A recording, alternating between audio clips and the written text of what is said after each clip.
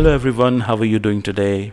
I hope all of you are doing good. आज इस video के ज़रिए मैं आपसे बात करना चाहता था कुछ ऐसे टॉपिक्स के ऊपर जैसे कि बिटकॉइन, ब्लॉकचेन, क्रिप्टो करेंसीज, जिनके बारे में हम सुनते तो बहुत हैं, पढ़ते भी बहुत हैं, लेकिन कहीं ना कहीं ज़्यादातर लोग इसके बारे में समझ नहीं पाते हैं। तो बिटकॉइन क्या है, ब्लॉकचेन कैसे हमारी लाइफ को चेंज कर सकती है, ये एक्सप्लेन करने के लिए I have made this video. I hope you like the content, and if you like the content please go ahead and subscribe, because आने वाले दिनों में मैं और भी क्रिप्टो करेंसीज जैसे कि Chainlink, Ethereum, Polkadot, Yearn finance, सबके बारे में बात करूंगा। और जितना भी मैंने पिछले 4-5 सालों में सीखा है वो आपके साथ शेयर करूंगा। And also I'll give you some investment tips on how to invest on these cryptocurrencies, but these are my opinions. I'm not a financial advisor. I cannot advise you on how to make your investments. So just keep watching this video. आज की इस video में we'll learn about Bitcoin and blockchain.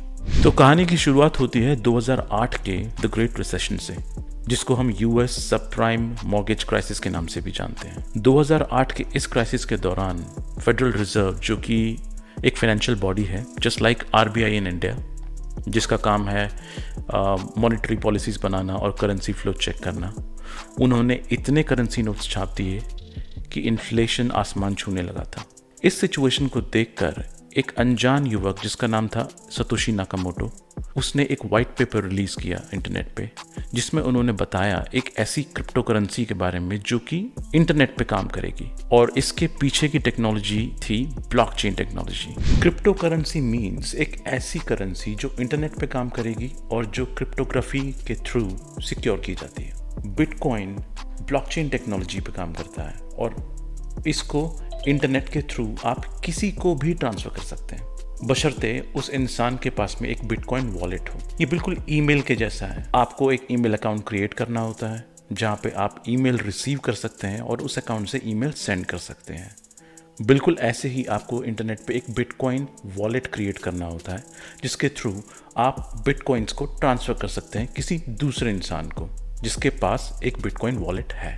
Satoshi Nakamoto ने bitcoin white paper के साथ एक open software भी release किया। इस ओपन सॉफ्टवेयर को कोई भी डाउनलोड कर सकता था। ये था बिटकॉइन ब्लॉकचेन। और Bitcoin blockchain is nothing, it's just like a ledger, एक बही खाता जिसके अंदर ट्रांजैक्शंस रिकॉर्ड होते हैं। कोई भी इंटरनेट पर जाके इस ब्लॉकचेन को और इसके अंदर की ट्रांजैक्शंस को देख सकता है। आइए देखते हैं ब्लॉकचेन कैसे काम करती है। ब्लॉकचेन ये वो टेक्नोलॉजी है जिस पर बिटकॉइन और बाकी सारी क्रिप्टो करेंसीज काम करती हैं। Blockchain means a chain of blocks and it's a public ledger, यानी बही खाता, एक ऐसा बही खाता जिसमें जितनी भी ट्रांजैक्शन स्टोर होती हैं उनको कोई भी ऑनलाइन जाके चेक कर सकता है। 1991 में कुछ रिसर्चर्स ने इस टेक्नोलॉजी का आविष्कार किया, इंटरनेट और कंप्यूटर पर जनरेट किए जाने वाले डॉक्यूमेंट्स को टाइम स्टैम्प करने के लिए। लेकिन इस टेक्नोलॉजी का उस वक्त ज़्यादा इस्तेमाल नहीं किया गया, और फिर आगे चलकर 2009 में सतोशी नाकामोटो ने बिटकॉइन को जन्म दिया। उस वक्त किसी ने सोचा भी नहीं था कि bitcoin would be a revolution in the coming future. Blockchain को डिस्ट्रीब्यूटेड लेजर भी बोलते हैं। इसकी एक खासियत यह है कि इसके अंदर अगर कोई भी रिकॉर्ड या ट्रांजैक्शंस एक बार स्टोर हो जाते हैं तो उनको चेंज नहीं किया जा सकता।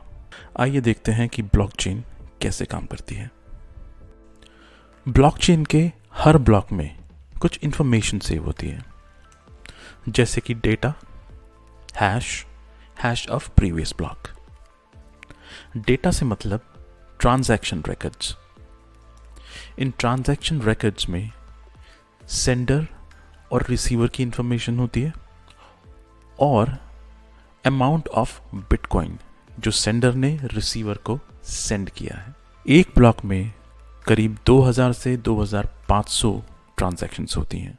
यहाँ पर सेंडर और रिसीवर की कोई पर्सनल इंफॉर्मेशन नहीं होती है, केवल उनके वॉलेट एड्रेसेस होते हैं। और यही वजह है कि ये ट्रांजैक्शंस कंप्लीटली एनोनिमस होती हैं। इन रिकॉर्ड्स को देख करके हम सेंडर या रिसीवर को ट्रेस नहीं कर सकते। दूसरी इंफॉर्मेशन जो ब्लॉक में सेव होती है उसे कहते हैं हैश। ये एक यूनिक अल्फा न्यूमेरिक कोड होता है। हर ब्लॉक का अपना एक हैश होता है। It's different and it's unique, just like a fingerprint. तीसरी इंफॉर्मेशन जो ब्लॉक में होती है वो होती है hash of the previous block. और यही वजह है कि इन ब्लॉक्स के बीच में एक चेन बन जाती है, because every second block has the hash of itself and hash of the previous block. ये है एग्जाम्पल ब्लॉकचेन का। जैसा कि आप देख सकते हैं कि हर एक ब्लॉक अपने हैश के साथ साथ अपने प्रीवियस ब्लॉक की इंफॉर्मेशन भी सेव करता है। And that's how blockchain becomes blockchain. First block, जिसको कि जेनेसिस ब्लॉक कहते हैं, उसमें प्रीवियस ब्लॉक की इंफॉर्मेशन नहीं होती है, because of the obvious reasons, क्योंकि ये पहला ब्लॉक है, इससे पहले कोई ब्लॉक नहीं था। बिटकॉइन के केस में जेनेसिस ब्लॉक को माइन किया था उसके क्रिएटर सतोशी नाकामोटो ने। ब्लॉकचेन पर कंप्यूटर को यूज करके आसानी से ब्लॉक के हैशेस को चेंज किया जा सकता है। ब्लॉकचेन की इसी कमजोरी को दूर करने के लिए सतोशी नाकामोटो ने प्रूफ ऑफ वर्क का सहारा लिया। प्रूफ ऑफ वर्क ये एक ऐसी टेक्नोलॉजी है या एक ऐसा प्रोसेस है जहां एक ब्लॉक को माइन होने में 10 मिनट का वक्त लगता है, और इस 10 मिनट में माइन करने वाले कंप्यूटर को एक अरिथमेटिक या एक मैथमेटिकल प्रॉब्लम सॉल्व करनी पड़ती है। ब्लॉकचेन को और भी सिक्योर बनाने के लिए पीयर टू पीयर नेटवर्क का सहारा लिया गया। इसका मतलब है कि ये एक ऐसा नेटवर्क है जिसे कोई भी ज्वाइन कर सकता है, मैं, आप या कोई और। आप एज अ माइनर इस नेटवर्क को ज्वाइन कर सकते हैं, अपने कंप्यूटर या अपने सर्वर से ब्लॉक को माइन कर सकते हैं। हर माइनर अपने कंप्यूटर पर या अपने सर्वर पर एक माइनिंग सॉफ्टवेयर इंस्टॉल करता है, और उस सॉफ्टवेयर के जरिए वो कोशिश करता है बिटकॉइन के अगले ब्लॉक को माइन करने की। इस पीयर टू पीयर नेटवर्क को ज्वाइन करने का मतलब है कि आप अपने कंप्यूटर या अपने सर्वर पर बिटकॉइन ब्लॉकचेन को डाउनलोड करेंगे और उस लेजर को मेंटेन करेंगे। उस लेजर को मेंटेन करने के लिए आप अपने कंप्यूटर या सर्वर पर एक माइनिंग सॉफ्टवेयर इंस्टॉल करेंगे, जिसकी मदद से और अपने कंप्यूटर के प्रोसेसर की मदद से आप ब्लॉक को माइन करने की कोशिश करेंगे। ये सारे लोग जो ब्लॉकचेन पर ब्लॉक को माइन करने की कोशिश करते हैं, इनमें से किसी एक को जो इस कंप्यूटर प्रॉब्लम को सबसे पहले सॉल्व कर लेता है, ब्लॉक रिवॉर्ड्स मिलते हैं, यानी a number of bitcoins plus उस ब्लॉक में जितने भी ट्रांजैक्शन रिकॉर्ड्स हैं, उनसे आने वाली जितनी भी ट्रांजैक्शन फी है, वो भी इन माइनर्स को मिलती है। इन माइनर्स के कंप्यूटर्स या सर्वर्स को, जो दुनिया में अलग अलग जगह पर लोकेटेड हैं, नोड्स कहा जाता है। जब कोई एक माइनर या एक नोड एक ब्लॉक को सॉल्व कर लेता है, तो उस ब्लॉक की सारी इंफॉर्मेशन सारे माइनर्स के डेटाबेस में चली जाती है ऑटोमेटिकली और अपडेट हो जाती है, विच मीन्स कि जितने भी नोड्स हैं उन पे ये लेजर सिंक्रोनाइज हो जाता है, और इसी तरह से ये लेजर बढ़ता रहता है और मेंटेन होता रहता है। और इस पूरे सिस्टम को कुछ इस तरीके से डिज़ाइन किया गया है कि इस लेजर को मेंटेन करने के लिए इन माइनर्स को रिवॉर्ड्स मिलते हैं, बिटकॉइन रिवॉर्ड्स। इस पूरे मैकेनिज्म को कुछ इस तरीके से डिज़ाइन किया गया है कि अगर किसी एक नोड पे कोई एक ब्लॉक गलत इंफॉर्मेशन स्टोर करता है या उसकी इंफॉर्मेशन के साथ कोई छेड़खानी होती है, तो बाकी सारे नोड्स उस ब्लॉक को एक्सेप्ट नहीं करेंगे, और सिंक्रोनाइजेशन के प्रोसेस के दौरान उस पर्टिकुलर नोड के ब्लॉक को करेक्ट कर दिया जाएगा। And that's how blockchain becomes more secure. Blockchain के साथ ही जन्म हुआ स्मार्ट कॉन्ट्रैक्ट्स का। Smart contracts are nothing but a piece of code. इसमें कंडीशनल कोडिंग होती है जहां पे एक पर्टिकुलर कंडीशन पूरे होने पर एक अकाउंट से दूसरे अकाउंट में बिटकॉइंस या कोई दूसरे टोकन्स ट्रांसफर किए जा सकते हैं। स्मार्ट कॉन्ट्रैक्ट्स ने अपनी ओर कई डेवलपर्स और रिसर्चर्स को आकर्षित किया और उन्होंने स्मार्ट कॉन्ट्रैक्ट्स के बड़े ही अमेजिंग यूज केसेस निकाले। Smart contracts nowadays are being developed for making payments, for election voting, for supply chain management, for decentralized finance जिसका आजकल बहुत बोलबाला है, crowdfunding, real estate, records transfer और फेसबुक जैसी सोशल नेटवर्किंग वेबसाइट्स। इससे पता चलता है कि blockchain is here to stay for a long time. और जैसा कि आपने अभी थोड़ी देर पहले देखा कि ब्लॉकचेन नोड्स सारी दुनिया में फैले हुए हैं। इसका मतलब ब्लॉकचेन लेजर लाखों कंप्यूटर्स पर मेंटेन की जाती है। इसे मेंटेन करने के लिए किसी भी सेंट्रल अथॉरिटी लाइक बैंक की जरूरत नहीं है। And that's why blockchain is called a decentralised technology. तो सवाल ये उठता है कि बिटकॉइन को क्या रुपए या डॉलर के जैसे यूज किया जा सकता है आपसी लेन देन के लिए? तो मेरा जवाब होगा फिलहाल शायद नहीं, बिकॉज बिटकॉइन की technology in terms of transaction per second is very slow. For example, दुनिया का सबसे फास्ट पेमेंट प्रोसेसर है Visa with around 1700 transactions per second. अब अगर हम बिटकॉइन को उससे कंपेयर करें तो bitcoin will process around maximum of 7 transactions per second, which is fairly low. But there are other cryptocurrencies like EOS and Ripple. EOS एक ऐसी crypto currency है जिसकी टीम ये दावा करती है कि they can process around 50,000 transactions per second. और Ripple एक दूसरी क्रिप्टो करेंसी जो ये दावा करते हैं कि they can process transactions equal to Visa, which is 1700 transactions per second. अगर आपने Ripple का नाम नहीं सुना हो पहले कभी, तो मैं आपको बता दूं कि Ripple दुनिया के ज़्यादातर सभी बड़े बैंक्स के साथ टाई अप कर चुका है और उसने अभी हाल ही में इंडिया के सबसे बड़े बैंक HDFC के साथ में टाई अप किया है। HDFC is looking forward to utilise this technology for their banking system. तो बिटकॉइन को एज ए करेंसी तो यूज़ नहीं किया जा सकता, बट हाँ, आने वाले समय में कोई ना कोई क्रिप्टो करेंसी ऐसी ज़रूर आएगी जिसको हम as a mainstream currency यानी रुपए या डॉलर के जैसे यूज़ कर पाएंगे। ये मेरा मानना है। खैर, तो फिर बिटकॉइन को लेके इतनी एक्साइटमेंट क्यों है? वेल, एक्साइटमेंट इसलिए है क्योंकि बिटकॉइन को लोग as a store of value देखते हैं, जस्ट लाइक गोल्ड, जिसमें इन्वेस्ट किया, उसे थोड़े वक्त अपने पास रखा और जब उसका प्राइस एप्रिशिएट हो गया तो उसको बेच दिया। तो बिटकॉइन में आखिर इन्वेस्ट क्यों करें, गोल्ड में क्यों ना करें? Well, I am not saying gold is a bad investment, but bitcoin in terms of return of investment is much better than gold. For example, अगर हम पिछले 10 साल के चार्ट्स उठा के देखें तो हम पाएंगे कि बिटकॉइन की वैल्यू 1.25 लाख गुना बढ़ी है पिछले 10 सालों में। और वहीं अगर हम उसे कंपेयर करें गोल्ड की वैल्यू के साथ तो पिछले 10 सालों में गोल्ड की वैल्यू करीब 2.5 गुना अप्रिशिएट हुई है। 10 साल छोड़िए, पिछले 5 साल के चार्ट्स देखते हैं। Obviously Bitcoin was new in 2010 and there was a lot of room for growth. तो अगर हम पिछले 5 सालों की बात भी करें तो बिटकॉइन का प्राइस 2015 से अब तक करीब 30 गुना अप्रिशिएट हुआ है। वहीं गोल्ड का price has appreciated by 200%, which is exactly double, which means 2 गुना और 30 गुना। You can do the math.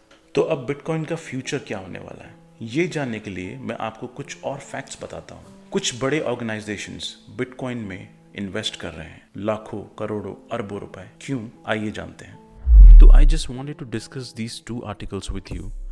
मैं इन दोनों आर्टिकल्स के लिंक भी नीचे डिस्क्रिप्शन में छोड़ दूंगा so that you can go ahead and you can check these articles yourself. So basically यहाँ पर ये एक लिस्ट दी हुई है उन कंपनीज की, उन ऑर्गेनाइजेशंस की जिन्होंने बिटकॉइंस में रिसेंटली इन्वेस्ट किया है।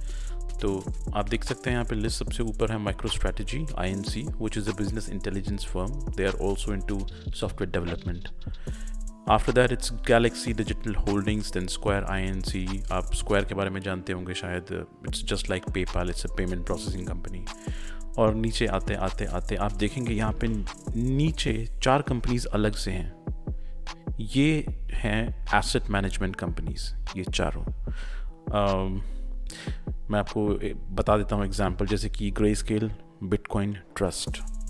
तो ग्रेस्केल ने एक फिनेंशियल इंस्ट्रूमेंट डिज़ाइन किया which is known as GBTC। GBTC एक बिटकॉइन बॉन्ड की तरह है।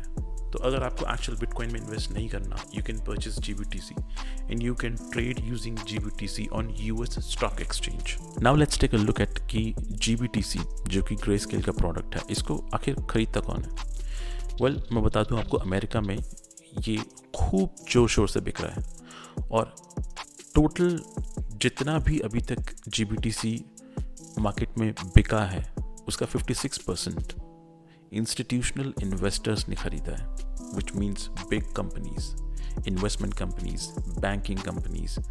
और ये है लिस्ट उन सभी कंपनीज की जिन्होंने GBTC में इन्वेस्टमेंट किया है। आप देख लीजिए, nearly $4.5 billion ARK investment, ARKW $4.4 billion, kinetic portfolios trust $5.3 billion, और ये लंबी लिस्ट है। नीचे इसका लिंक है डिस्क्रिप्शन में, you can go and you can check. This is Barry Silbert, ये ग्रेस्केल के फाउंडर हैं।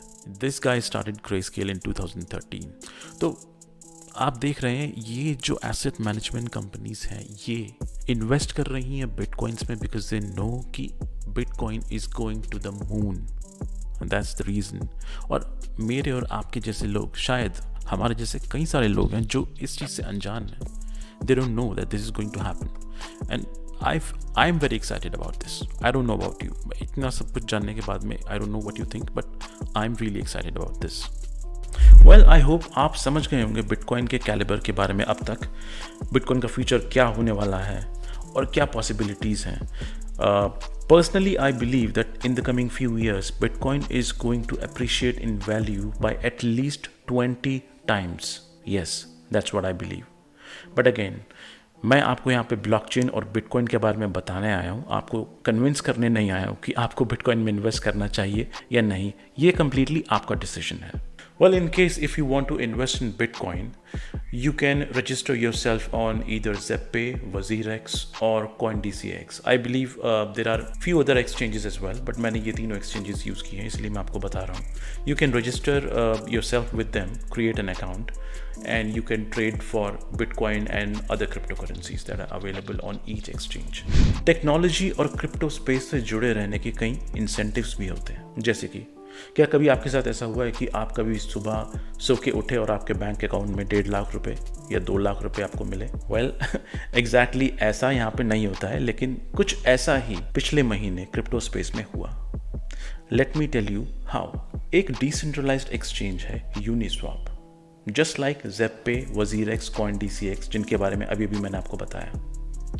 यूनिस्वैप ने अपने टोकन्स रिलीज किए फर्स्ट वीक ऑफ सितंबर में। जब उन्होंने अपने टोकन्स रिलीज किए तो उन्होंने अपने हर अकाउंट होल्डर को 400 टोकन्स फ्री में दिए। तो मतलब मैं 1 सितंबर को जब सो के उठा तो मुझे पता चला कि यूनिस्वैप ने 400 टोकन्स मेरे वॉलेट में डाल दिए हैं।